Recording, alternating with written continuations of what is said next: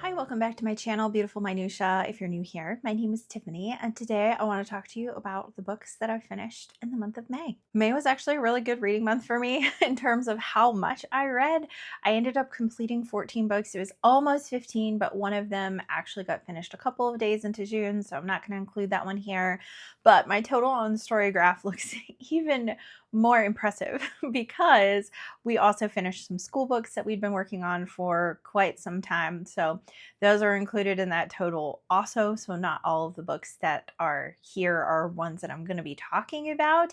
Instead, I'm just going to be talking about the books that I read individually on my own. I read a mix of genres, as is my way, but my most read genre was classics, which is pretty typical, but not far behind it was nonfiction, which has not been typical this year. I've had less of a nonfiction year this year than I did last year, but I was really itching for some nonfiction in May, so I picked up quite a bit of that as well. So let's go ahead and kick off with nonfiction, since I just mentioned that. The first nonfiction that I finished is Reese Howell's Intercessor, which I actually started towards the end of April after I finished The Imitation of Christ. This was the next spiritual nonfiction that I picked up, and this is also a biography of Reese Howells, who was a key person during the Welsh revival that happened, but then it follows his ministry in Wales, but then even further beyond that, and just some of his journey through intercessory prayer and his walk with the Lord, as well as some of the intercession he had during World War II, which actually changed and shaped some of the events, which was just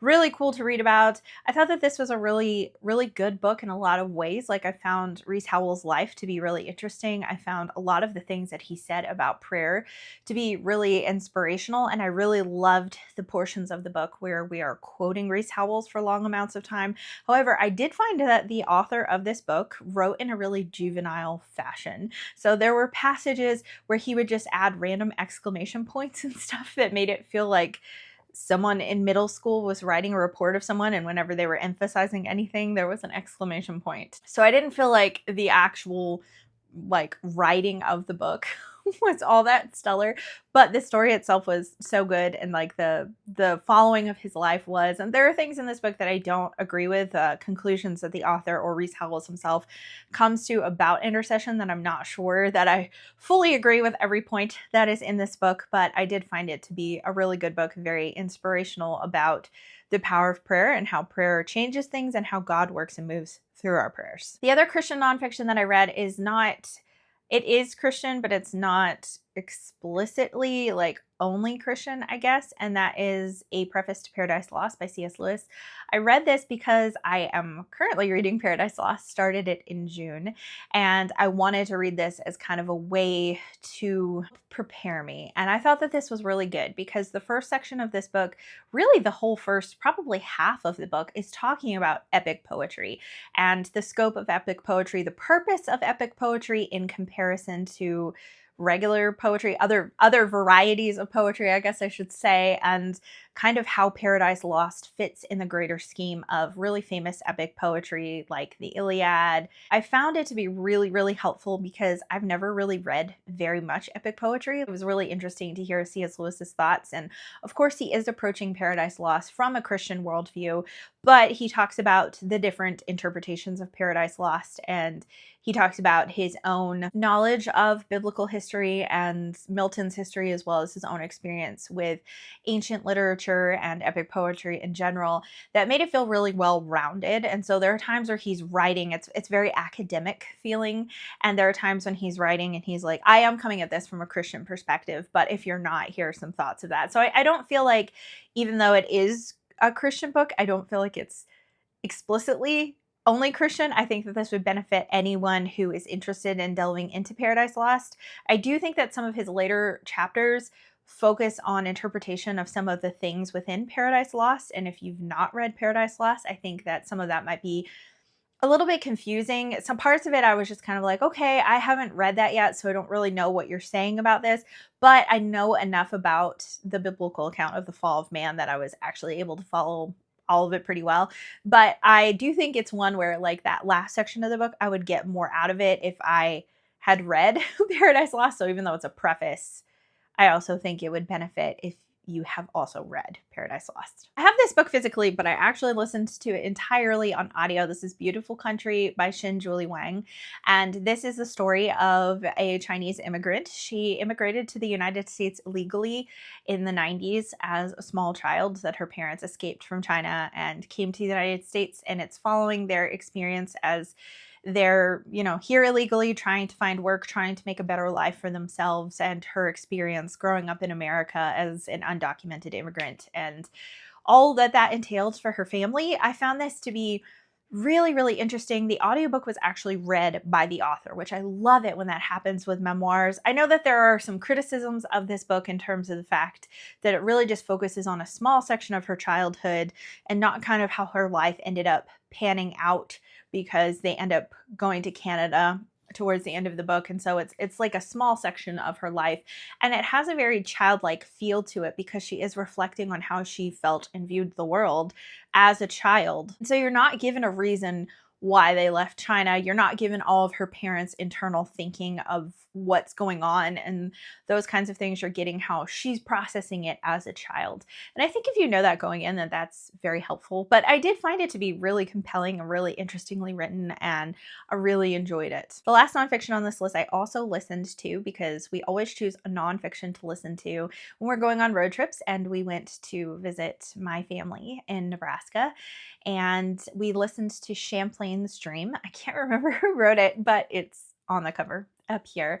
So this is a biography of Samuel Champlain, who I knew nothing about. I hadn't even really heard the name other than Lake Champlain, so I didn't know anything about him. So this follows his entire life from his growing up and kind of the time period in which he was born, and the unrest in France between Protestants and Catholics, and how that was kind of a foundation for then the king who was reigning during that time period, who kind of brought more peace and stability to France, and how that then influenced Champlain as a person and as a soldier, and then as an explorer to North America, and his own viewpoints on Native Americans and all of those things as he's coming into this new land. And he was just like such an amazing person, like really revolutionary for his day. And I think having an author that's not afraid to show you the truth of situations is really, really helpful in these situations. There's actually an author's preface that said, we have made the mistake in history by initially portraying and seeing white men as saints and Native Americans as savages, and then we've swung the other way to see Native Americans as saints and white people as savages, when the truth is really somewhere in between, and that all of these people may have done good things and bad things, and to look at history that way, to look at people as whole people, not people who just did something good and so you gloss over the bad, or they did something horrific and so you don't talk about other aspects, but to see it as a whole. And so I really felt like this was really well-rounded, even though I feel like Champlain was definitely portrayed in a positive light because he had a really positive attitude about a lot of things. But in the same respect, this biography wasn't afraid to show you the areas of life where he fell short, or the ways that his reasoning and thinking was not very good. So overall, I just found this to be just so fascinating. I knew nothing about him, and I was absolutely riveted. It is probably one of my favorite nonfictions that we've ever listened to on a car ride. Okay, diving into classics, which was my most read genre. I'm not going to talk very long about this one because I did actually vlog this, of Sunshine and Bedbugs by Isaac Babel. So I have TBR scratch-off cards that I put in my bullet journal this year, and I scratched a couple of them off in May, and this was the first one I scratched off. So this is a short story collection, and it's about a Jew who was living in Russia during the time of World War II and the time previous to that. So you're following these short stories that are semi-autobiographical, but there are details that are changed or exaggerated or, whatever.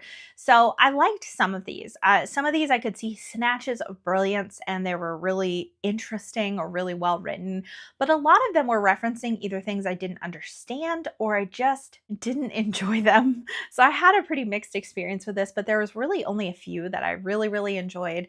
I would like to do some more research into the time period that they were written, because a lot of this takes place in Ukraine, and I'm not as familiar with that area and some of the things that were going on during that time period. So I'd like to know more about that time period, more about some of the key players in that area, as well as more about Isaac Babel's life, because I think maybe I would have gotten more out of it in that situation. But I love this little tiny Pushkin Press editions. I think they're so cute and I really love them. So it was still an enjoyable experience overall reading it, but not a memorable book for me. I also finished Brave New World, which I actually started this one in April. This is a classic dystopian that you've probably heard of before, and man, I really enjoyed this. It was just super thought-provoking, which is something that I love about classic dystopians, even though they are usually a little bit frightening in the way that these authors can mirror what society looks like, the way that they're able to predict and project things that then have really come to pass. So this is a society where people are essentially grown in test tubes and they have figured out how to create twins. And so there will be like one egg that then brings forth up to like 80 something babies or something like that. And then you just follow this world where these children are then raised in such a way that they don't have parents. The government's raising them, and they have these subliminal messages that are being projected onto them from young ages in terms of their place in society and the way that they should view themselves and others. And the entire society is really being controlled rather by pleasure than by fear, as you might commonly see in dystopians. So there's a lot of drug usage, and the government's the one that is distributing these drugs. It's a society where you believe that your body belongs to the collective. You're not your own. There's no individualism.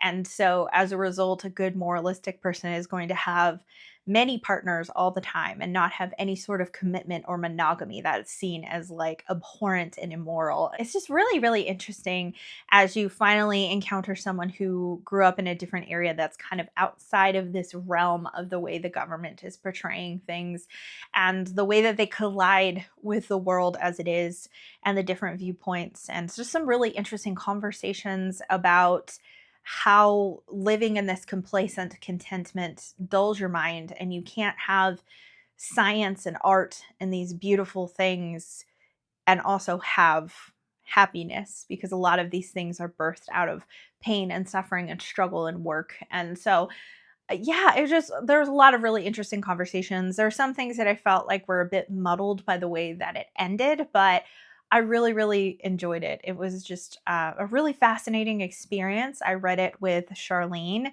and we had some really great discussions about it as well. Another super thought-provoking book that I contemplated doing a whole review for, because I could talk for a really long time about this book, is Silence by Shushaku Endo. And this is a story, you may have heard of this, especially because there was a Martin Scorsese movie that came out a while back.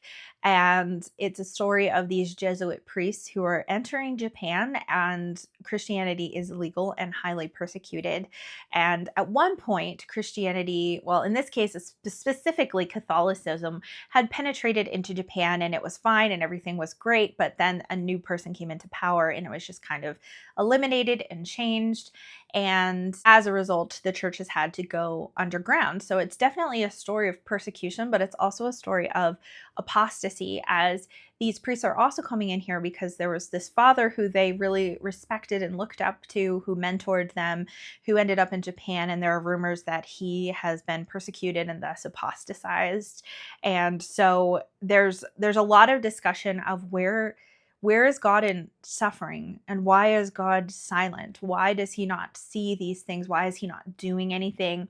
And I think the definition of silence in this book is different than how I would define the silence of God. And so there are things about it that were very ambiguous. It is written by someone who is a Catholic, but I think it also could be interpreted in such a way as maybe Christianity should not be pushing itself on these other countries if you're reading this not from a perspective of being a believer, because the ways in which the spread of the gospel is handled in this book, and actually was truly handled in this time period, because a lot of the things in this book really did happen.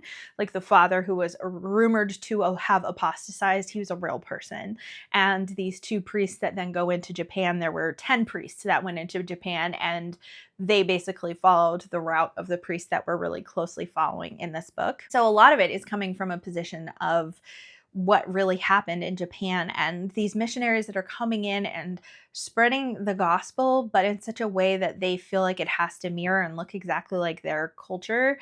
And so that's something that's just really, I found to be a really interesting conversation about missions in general, and just looking at Christianity in different societies and different cultures, and seeing how in different cultures it looks different, because there are things about Christianity that are universal. There are truths that are universal, but there's definitely been a lot of mistakes made and a lot of Western arrogance of people coming in and saying the way that your church services look should look exactly like Americanized church or whatever, which is absolutely untrue. Our Christianity in America has been greatly influenced by our culture.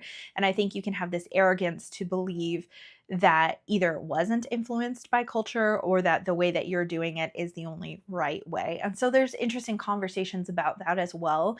But there's a lot of ambiguity in the ending of this book that adds a layer of discomfort to the book, but it was also so thought-provoking, and I just really, really loved it and have not stopped thinking about it since I finished it. I also read One of Ours by Willa Cather. If you'll remember, last month I had said I was going to visit my parents in Nebraska, and I wasn't sure which of 2 Cathers were going to kind of fit that. I wanted to read something that was set in Nebraska, so we had One of Ours, which is actually Cather's Pulitzer winner, as well as The Professor's House.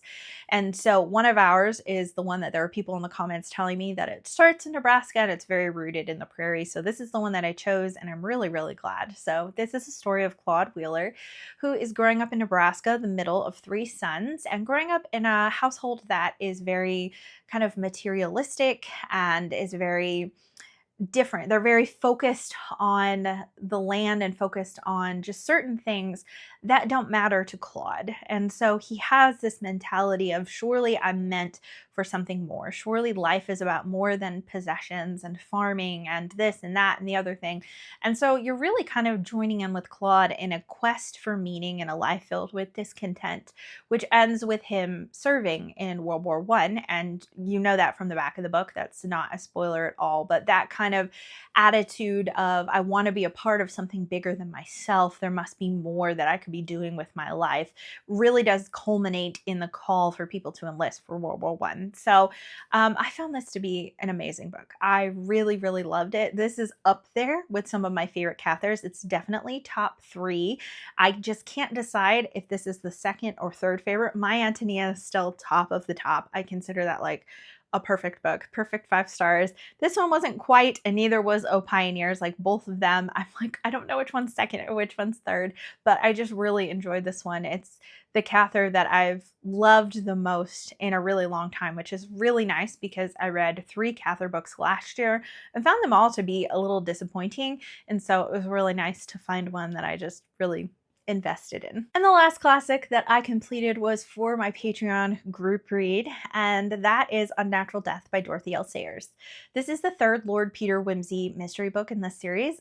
Up to this point, I had only read Whose Body, which is the first book, and I read that pre-booktube, probably like 6, 7, maybe even 8 years ago. It's been a while since I read it, and I didn't love it, but I wanted to read a mystery during the month of May on Patreon, so this was the one that won the pick, and this is actually my friend Christy's favorite of all the Lord Peter books, and so I was really excited to read it and see what I thought, and this was just really a wonderful read. I feel like Sayers differentiates herself from other mystery authors that I've read in a couple of ways, but something that was really interesting about this, because this wasn't really a whodunit. You know very early on who did it. You just don't know for a while exactly what her motivation is, and then for a long time, until the very end of the book, you don't know how she's getting away with killing people and making it look like a natural death, when it was a murder. And so there's a lot of things that's kind of more of the mystery aspect of it.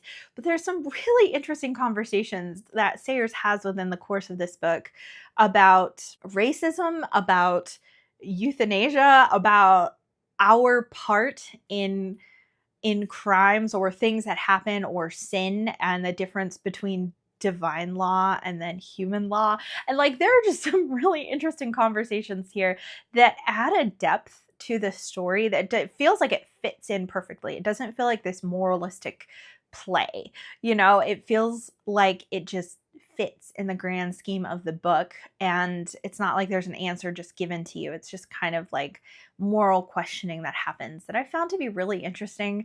But there's lots of humor in this book as well. I find Lord Peter to be pretty funny, but then there's also this lady, Miss Clemson, who is like a middle-aged spinster that Lord Peter actually sends undercover to get information because she can get into the gossip circles in this area and find out information and ask questions that he could never get away with asking. And so her character was just such a delight and like really elevated this book. So I definitely found it to be a huge improvement on Whose Body. And I've heard a lot of people say that Whose Body is one of the weaker Sayers books anyway in terms of mystery, that it kind of felt like she was trying to get her footing in this genre. So I am definitely interested in reading more Lord Peter books after reading Unnatural Death because I had a really good time with it. I read 2 translated books, and one of them was a manga, which is Attack on Titan Volume 27. Cooking my way through this. I don't really have anything to say about this, so I'm not going to talk in depth about it. I did find this really interesting. I'm really loving this series as a whole for the deeper moral questions and quandaries that we find our characters getting themselves into, and just kind of the questioning of like, you know, when your goal is to destroy something evil, you become the very evil you're trying to eradicate. And so there's just some really interesting things that are happening here. There's some backstory that we get in this particular volume that I thought was really interesting. So I'm looking forward to going on, really enjoying reading these with Christy. We've been reading them at a very slow pace, but it's been great because every time we get together to talk about these, we'll talk for like an hour about one of these volumes. There's so much to discuss. The other translated book that I read was a Korean book, Soyeongri Book Kitchen. I actually just recommended this in my Light Academia recommendations video because I feel like it really fits that vibe. This is in like the healing fiction genre. If you haven't heard about it, it's essentially just like cozy Asian literature that is intended to be healing, essentially. It's calming. Sometimes it deals with grief and hard issues, but in a really gentle and soothing way. So this particular story is about a woman who decides she wants to open this bookstore in this beautiful area in Korea where it's mountainous and it's lovely. But then she decides she's also going to open these places that are adjoining this book place that it's a book kitchen. It also serves food and has a cafe in it as well, but she has these places where people can stay too, whether it's for a night or whether it's for a week or a month. They can book this out, and so you have multiple people who stay here, people who are maybe dealing with some sort of terminal illness. We have a K-pop idol who is just feeling really burnt out that takes some time there. You have people who are childhood friends of other people who work there, and so you just watch people find healing in books and in the beauty of nature and community, and it was just really lovely. I read one historical fiction, which is not a genre that I typically pick up a lot, but I read Horse by Geraldine Brooks. I read this for my in-person book club, and this book was chosen because of its emphasis in Kentucky, which is where I currently live. So this is the story of a racehorse named Lexington and his groom slash handler slash trainer, who was actually a black slave. And so Lexington the horse is named after Lexington the city, and most of the book does take place, or a lot of the book anyway, in Kentucky. So I found there are different viewpoints. So we have the viewpoint of the person who's taking care of Lexington, this young slave boy. Then we also have an artist who painted the horse Lexington, that he was actually a real person. I think his name is Scott or something. I think his last name's Scott. And so he was a real person. So you have his viewpoint as well as one other viewpoint in the past. And then we have a modern day timeline taking place in 2019. And we have two viewpoints. One is a person who she really, really loves studying bones and all of that kind of stuff. And she works for the Smithsonian in Washington, D.C. And then a Black man who has traveled to the United States, grew up in Britain. And so there's some unique perspectives there. But I just felt like the modern timeline, it had no meaningful impact or conversations that really had anything to do with the past timeline. And I feel that way very, very frequently with dual timeline historical fiction. I always feel like the past is the perspective that's really interesting, and the modern timeline is usually like they find something from that time period and then they're like, oh, we need to look into this, and like that's really all it ends up being. And so in this case, I also felt like the modern timeline was just extremely preachy about the point that the author was trying to make, especially once we got to the end. I just kind of was like, what does this have to do with horse racing? I really didn't like this book very much. I was not a big fan. Unfortunately, it just really didn't work for me. It felt really disjointed. It felt like so much of it was just pointless. And to be honest, I could not care less about horse racing. I've never followed horse racing in my life. I don't know anything about it, and I don't really care. And so clearly was not a book that was marketed for me. So if any of those things sound interesting to you, you might really love it, but I just did not care. Finally, I read a couple of middle grade books. I actually listened to both of them. So one of them was by the Great Horn Spoon, which is one that I've wanted to read for a long time, had it on my shelf for a really long time. It was really, really fun. It's the story of a young boy and his butler who decide they're going to travel west to California to be a part of the gold rush because of some financial difficulties at home. And so it is just like very adventurous, very humorous, really, really great on audio because it's actually full cast, which made it super fun. I was not expecting that at all, but it was really fun. I really liked this book a lot. On a completely different note, the other one that I listened to is All the Blues in the Sky, which was actually this year's Newbery winner. And I had heard some really good things about it. It's a free verse novel about a young Black girl in New York City that is processing the grief of losing her best friend, who tragically passed away in a hit-and-run accident. This book was so heartbreaking and really raw, but really good. It's the first Newbery winner I have read in a couple of years that I felt like, wow, this deserved to win. Like, I feel like it handles grief in a way that processes it and isn't without hope, but it's really, really beautifully done. I don't think it was a perfect book. There are things that I'm like, I don't know why this is like here, but it was really short. It was really beautiful. I found it to be just really, really good. And I still think about it. I'm like, wow, this was just like such a really good pick for a Newbery winner this year. And I was really happy to see that the Newbery winner was something that I really felt like deserved to win. Not that a Newbery winner needs my accolade to be a Newbery winner, but I've been kind of let down by the Newbery winners the last couple of years. So this was one that I was just really, really happy to see that this was the winner. Anyways, those are the books that I read in the month of May, a lot of them.